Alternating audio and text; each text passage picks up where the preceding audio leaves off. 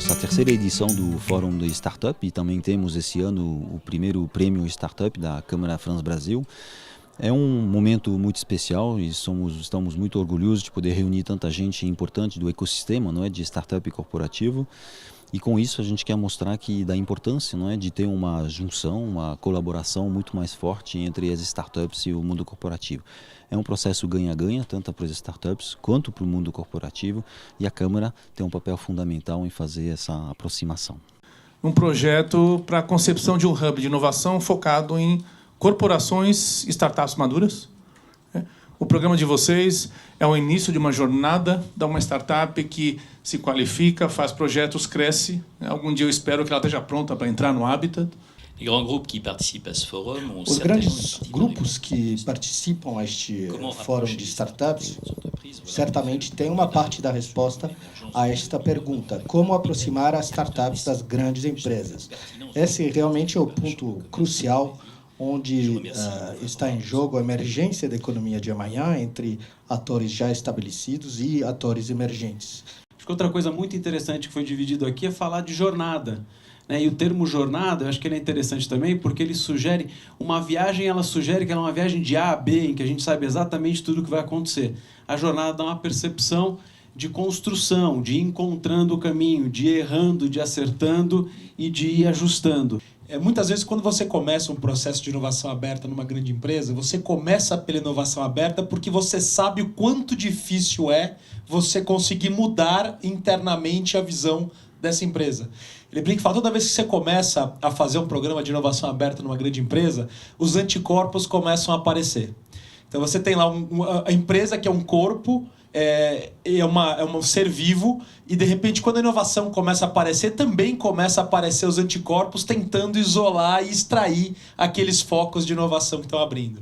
Então a lição que deve se tirar disso é que não adianta você ter um programa de inovação aberta achando que por começar por fora você vai conseguir fazer uma coisa que você vai ter muita dificuldade em fazer internamente. Eu diria que o próprio caminho nos ensinou por onde era melhor andar. E nós não tivemos muitos atritos internamente, porque a gente realmente estava explicando, não é, a ideia que era de trazer inovação para dentro. Mas o fato que a startup ela cocria com a gente, muitas vezes ela está até desenvolvendo o próprio produto ou MVP dela, então ela precisa de um acompanhamento. Pessoal, a gente sabe que um processo de inovação aberta, ele não traz... muitas vezes o resultado não sai no time que a gente gostaria, né? Como que a gente faz para definir o que é sucesso? Quais são KPIs que podem nos ajudar a definir o que é sucesso e a gente conseguir calibrar a expectativa? A outra coisa que nós amadurecemos durante o processo é que necessariamente a área de inovação, não queria nem chamar de área de inovação na época, ela precisa ser pequena e com orçamento baixo. Uma coisa que a gente não comentou, que é a questão do branding e da coerência, não é, da imagem da organização em relação ao propósito de um programa de inovação. Então, é difícil você fazer um programa de Open Innovation entre vocês sem comunicar e sem aparecer como tal. Por exemplo, eu acho bacana para a Edenred poder fazer um portal, não é, que a gente apenas divulgou e ter lá 223 empresas inscritas. O fato de você aparecer e ser, não é, parte do ecossistema, faz com que também as startups venham mais para a empresa. É importante isso. Sobre esses KPIs, realmente a gente não só olha o ROI de curto prazo, mas a gente olha o impacto que a gente tem sobre a cultura também. Então, é um bom meio de medir isso é a demanda que a gente recebe para participar das nossas atividades no GPA Lab. No GPA Lab, a gente tem pitch com startups, a gente tem treinamento sobre novos métodos de trabalho, sobre agile, sobre design thinking, todos esses termos que os colaboradores estão ouvindo muito, mas muitos colaboradores não sabem concretamente do que se trata. Então, a gente tenta sensibilizar os colaboradores também sobre esses métodos de trabalho que em muitos casos as startups estão usando no dia a dia deles e que depois vai ajudar a startups, a startup e o colaborador conseguir se comunicar e se entender no dia a dia. A gente tem que alinhar muito bem as expectativas do que vai ser entregue em cada projeto. Então, não é só com a startup que a gente vai discutir o que vai ser entregue naquele projeto, é com a gerência, com a direção, com o diretor executivo, para que todo mundo saiba o que a gente está buscando em cada um dos projetos. Quando a gente tem esse alinhamento, a gente consegue trabalhar muito melhor as forças que trabalham contra cada uma das inovações dentro da empresa. E esse é o dia a dia de qualquer um que trabalha com inovação. A gente está começando já a se arriscar um pouco a medir o retorno dessas colaborações com as startups em termos de ganho de custo, ganho de tempo. A gente está executando os projetos de uma forma muito mais rápida agora. Mas eu acho que a nossa grande... o termômetro que você comentou para nós é o que a gente melhora dentro da jornada dos nossos clientes.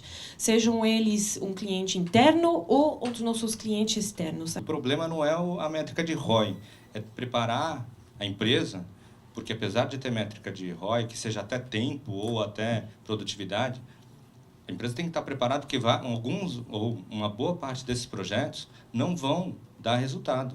Acho que talvez esse seja o ponto, né? E vão ter casos ruins, vão ter muitos projetos que infelizmente não, mas isso faz parte do processo.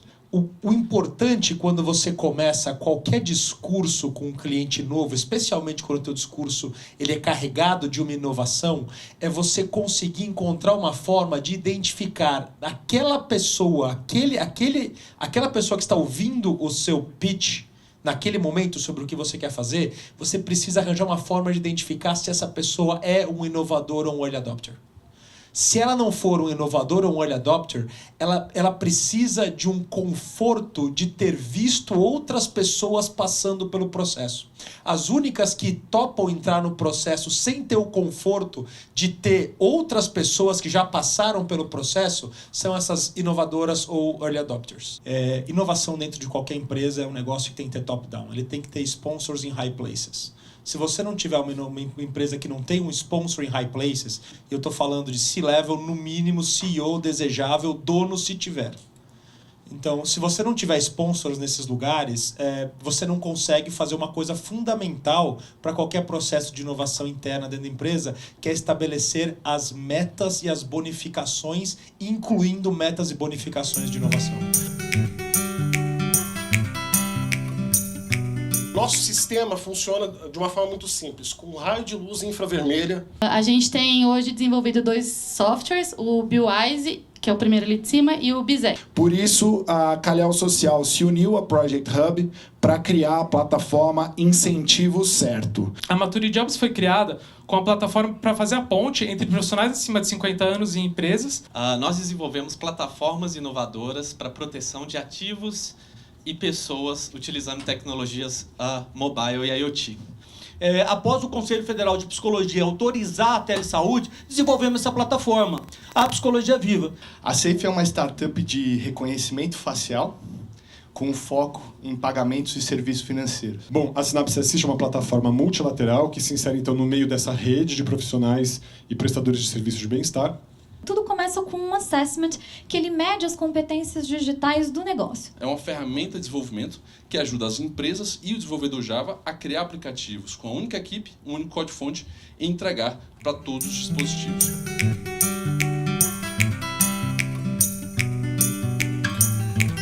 Então, a terceira colocada é a Maturity Jobs.